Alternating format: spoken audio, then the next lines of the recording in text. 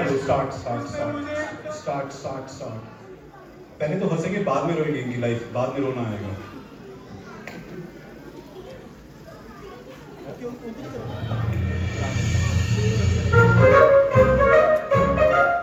हर्ष भाई, मैं तो बर्बाद हो गया। मैं कुत्ते की तरह उसके आगे पीछे घूमता था। उसके खर्चों को मेंटेन करने के लिए ब्लिंकिट में जॉब भी की। इतना सब कुछ करने के बाद भी खुशी ने मुझे दुखी कर दिया। हर्ष, उसने मुझे डंप कर दिया भाई। तू चिंता मत कर अभिषेक, एक बार खुशी से बात तो करके देख, सब सॉर्ट हो जाएगा। कुछ सॉर्ट नहीं होगा भाई। अब उसने मुझे सब जगह से ब्लॉक कर दिया है। वो मेरी शक्ल भी नहीं देखना चाहती। इतना चुभने लगा हूं मैं। कहीं मैं काटा तो नहीं? अरे कांटा तो पतला होता है, तू कैक्टस का पौधा है। क्या मेरा दोस्त होकर मेरे मजे ले रहा है? तुझे शर्म आनी चाहिए। अरे नहीं, मैं तो मजाक कर रहा था यार, तू इतना सीरियस मत। रुक, अभी उस खुशी को कॉल लगा। उस खुशी को गम में बदल दूंगा। मेरे भाई को छोड़कर अच्छा नहीं किया उसने। हेलो खुशी, हर्ष बात कर रहा हूं, अभिषेक का बेस्ट फ्रेंड। तुमने अभिषेक को छोड़कर बिल्कुल अच्छा नहीं किया है। क्या क्या? अरे अरे अरे क्या बोल रही हो? अरे क्या बोल रही हो? क्या बोल रही है खुशी? उसे पछतावा हो रहा है ना मुझे छोड़कर? भाई वो तुझे गाली दे रही है। उसको तो बहुत गालियां आती हैं यार, मैं तो उसे सीधा समझता था।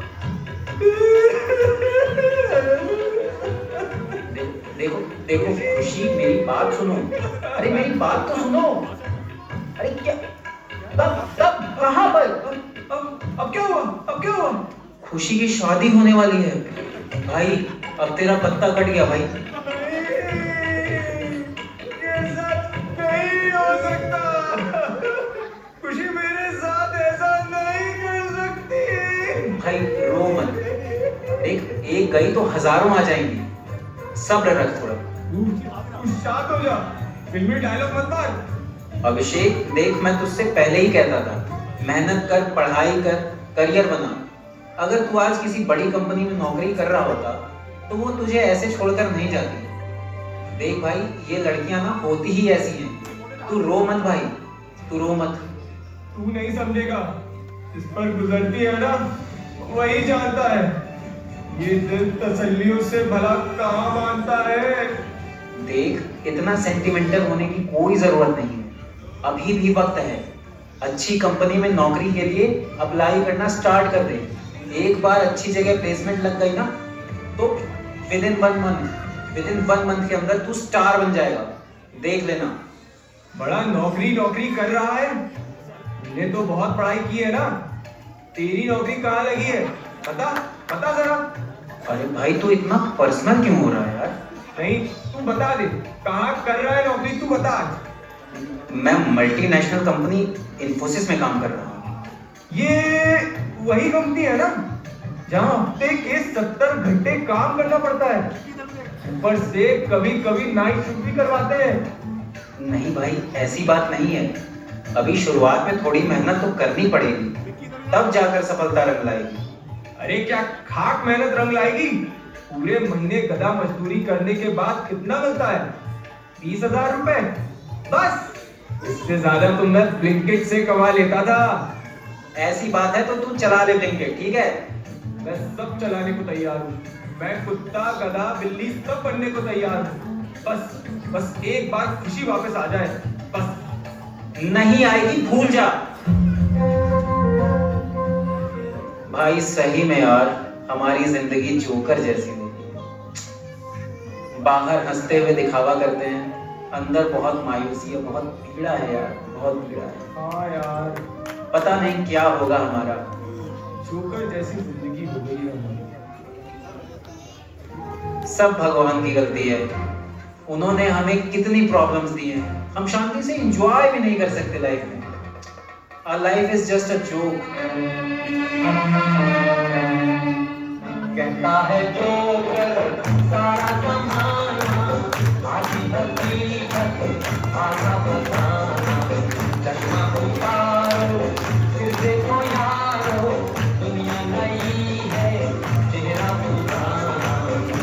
चाहे जो कर।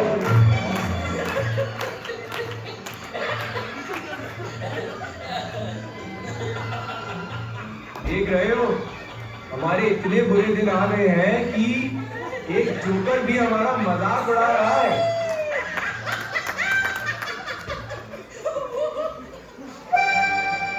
नहीं नहीं, मैं तुम लोगों को देखकर नहीं हंस रहा, बल्कि खुद पर हंस रहा हूँ। क्योंकि कुछ साल पहले मेरी भी हालत तुम्हारे जैसी थी, लेकिन अब मैं लोगों को हंसाने का काम करता हूँ।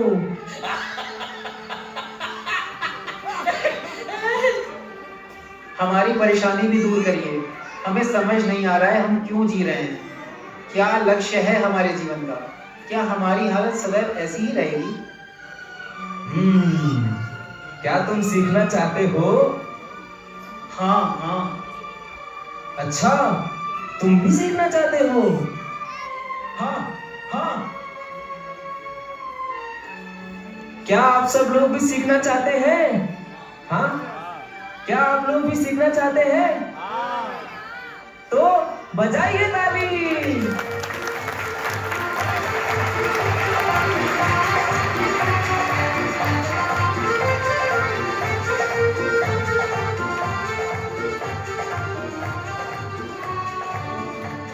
चलो, मैं आप सबको एक कहानी सुनाता हूँ, राजा भोग विलासी की।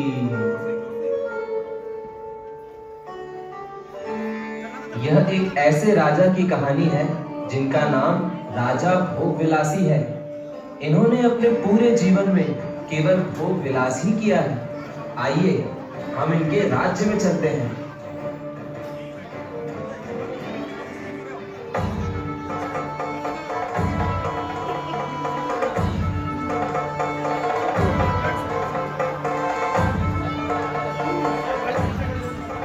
ये है राजा भोग विलासी। इन्होंने अपने जीवन में अत्यधिक भोग किया और अपनी विलासिता को बढ़ाने के लिए अनेकों राज्यों पर विजय प्राप्त की। उन्होंने सिर्फ धन संपत्ति ही नहीं, बल्कि अन्य राज्यों की रानियों को भी जीतकर अपने हरम में शामिल कर लिया। प्रणाम ऋषिवर, आपका मेरे राज्य में स्वागत है। कृपया मुझे आज्ञा प्रदान करें। हे राजन, आप इस राज्य के सर्वश्रेष्ठ व्यक्ति हैं। आपने अपनी सीमाओं का विस्तार बहुत अधिक किया है, किंतु अब आपको धर्म की सीमाओं का भी विस्तार करना चाहिए। मेरी आज्ञा है कि आप भगवान के नाम का प्रचार करें और धर्म का प्रसार करें। ऋषिवर, धर्म और कर्म के कार्य तो मैं अपने जीवन के अंतिम दिनों में करूंगा। अभी तो मुझे अधिक से अधिक भोग करना है, अपने राज्य को ऐश्वर्य से डुबाना है। जब मैं स्वयं समर्थ हूँ, तो भगवान की क्या आवश्यकता है? बताइए। यदि आप कहते कि आपको सुख सुविधाएं और मेरी तरह ऐशो आराम चाहिए, तो वो मैं आपको प्रदान कर सकता था। लेकिन ये पूजा पाठ भक्ति ये मुझसे नहीं होगा ऋषिवर।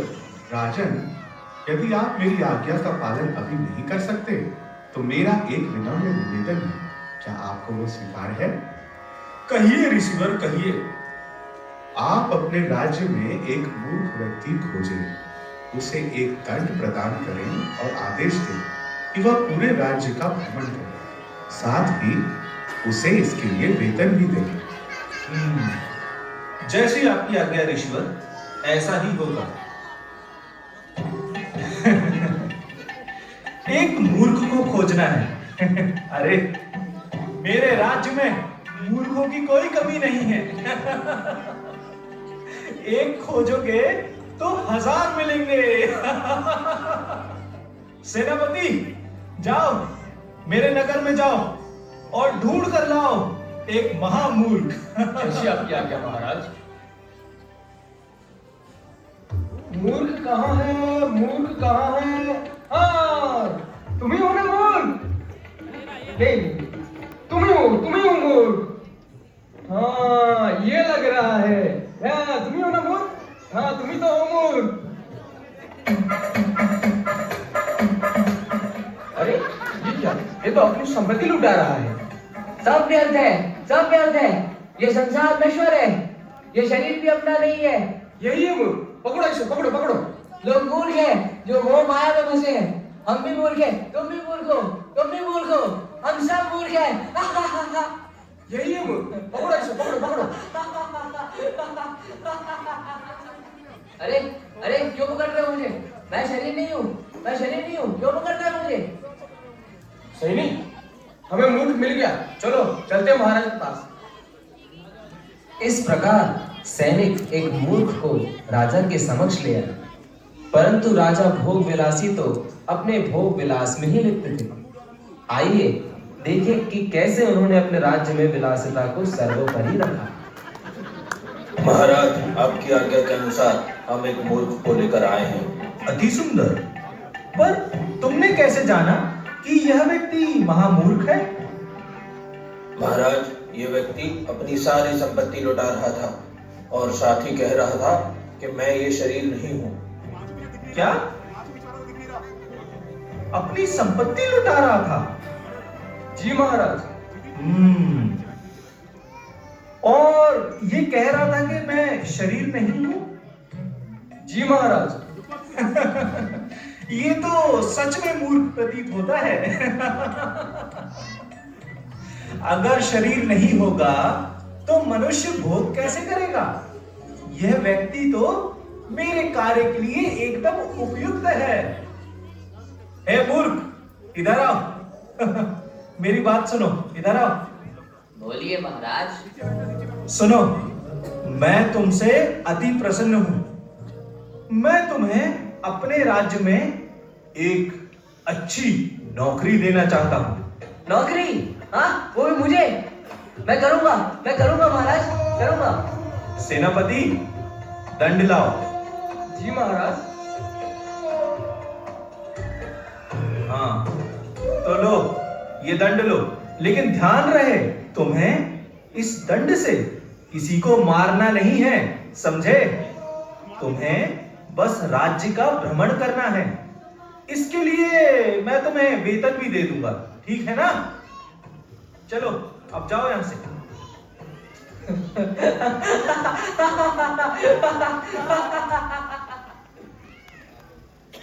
इस प्रकार राजा भोग विलासी ने मूर्ख को अपने राज्य का भ्रमण करने की नौकरी दी, किंतु स्वयं भोग विलास में ही डूबे रहे। शास्त्रों में कहा गया है, तपो दिव्यम पुत्र का ये न सत्वम।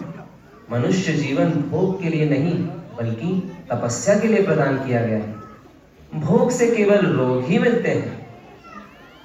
राजा भोग विलासी ने इतना अधिक भोग किया कि अब वह रोगों से पीड़ित हो गए।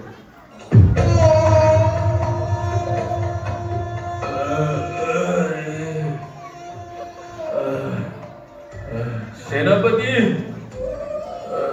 सेनापति। जी महाराज। सेनापति,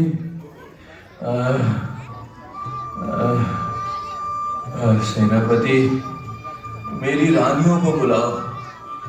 मुझे लगता है मेरा अंतिम समय आ चुका है। शीघ्र करो। जी महाराज। सेनापति, मेरा अंतिम कट। हे मेरी प्रजा, मैं आप सभी का स्वागत करता हूँ। आप ऐसे ही मेरे उत्सवों में आते हैं और मेरे राज्य का गौरव बढ़ाते हैं। मैं आपको कोटि कोटि प्रणाम करता हूँ।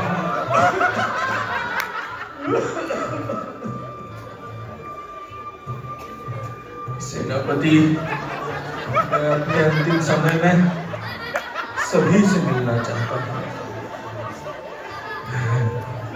जाओ, उस मूर्ख को भी लेकर आओ जिसे मैंने हमेशा तुच्छ समझा। शीघ्र करो। जी महाराज। मेरे पास अधिक समय नहीं है।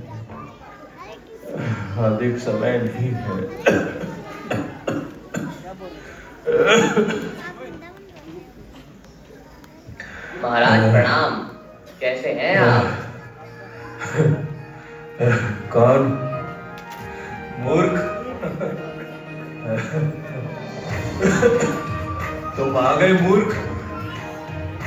हाँ, मुझे तुमसे मिलना था। मेरा अंत अब समीप है। मुझे बहुत दूर जाना है, बहुत दूर जाना है। महाराज आप कहाँ जा रहे हैं? क्या मैं भी आपके साथ चलूं? नहीं मूर्ख, मैं जहां जा रहा हूं वहां कोई मेरे साथ नहीं जा सकता, कोई भी नहीं। वहां मुझे अकेले जाना होगा। अच्छा महाराज, कोई बात नहीं। आप अपनी रानियों को तो साथ लेकर जा ही सकते हैं। उनके बिना तो आप कभी नहीं रहे। नहीं मूर्ख, नहीं, तुम गलत समझ रहे हो। मैं जहां जा रहा हूं वहां मेरे साथ कोई चीज, कोई वस्तु, कोई मनुष्य नहीं आ सकता। मुझे अकेले ही जाना होगा। अच्छा, तो अपने वीर सैनिकों को साथ ले जाइए। मूर्ख, तुम मूर्ख के मूर्ख ही रहोगे। तुम्हें इतनी सी बात समझ में नहीं आ रही है? वहां मेरे साथ कोई नहीं जा सकता, कोई भी नहीं जा सकता। सुनो मूर्ख, मैं तुम्हें तुम्हारी सेवा से मुक्त करना चाहता हूं। जाओ, मेरे राज्य में अपने से भी बड़े मूर्ख को ढूंढो। जाओ, एक महामूर्ख को ढूंढ कर लाओ और उसे ये दंड दे देना, और उसी समय तुम अपनी सेवा से मुक्त हो जाना। किसे दूं, किसे दूं, किसे दूं? इसको देता हूं।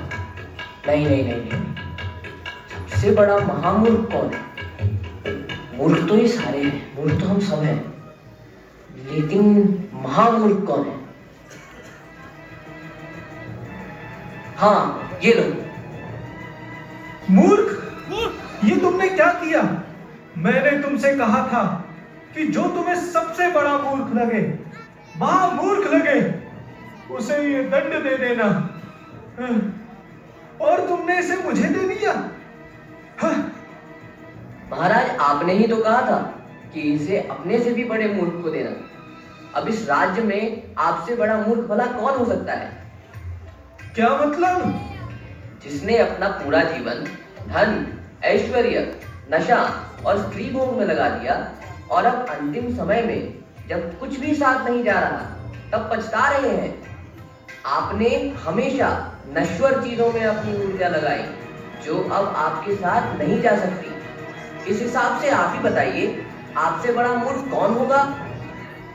महाराज, आपने उस वस्तु को अर्जित नहीं किया जो आपके साथ सदैव रहती। वह है भगवान का नाम। हरे कृष्ण कृष्ण कृष्ण हरे हरे, हरे राम राम राम हरे हरे। तुम कोई महान पुरुष प्रतीत होते हो, जो इतनी गूढ़ और ज्ञान की बातें कर रहे हो। तुम कोई मूर्ख नहीं हो सकते। हे महान आत्मा, कृपया मुझ पर दया करें। मुझे बताएं आप कौन हैं? हे राजन, मैं उन साधु का शिष्य हूँ जिन्होंने आपको मूर्ख ढूंढने के लिए कहा था। क्या? ऋषिवर,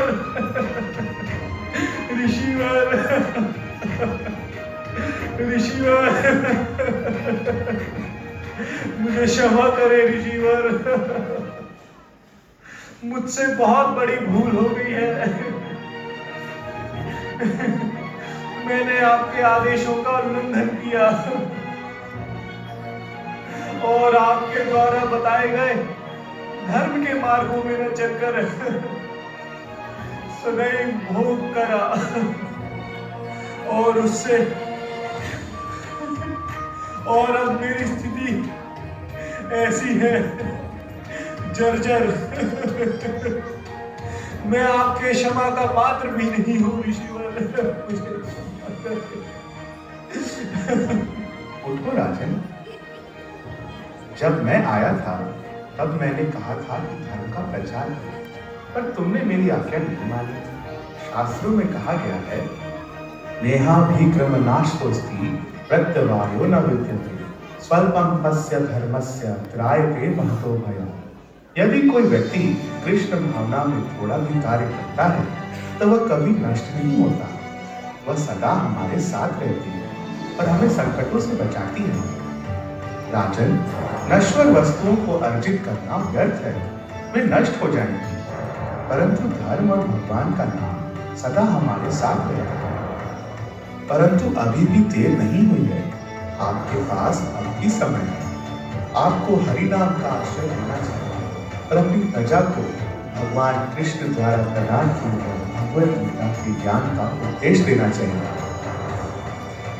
और ऋषिवर, अब मैं केवल धर्म का प्रचार करूंगा, कृष्ण भक्ति का प्रचार करूंगा। हरे कृष्ण कृष्ण कृष्ण हरे हरे, हरे राम राम राम हरे हरे। तालियां बजा लीजिए।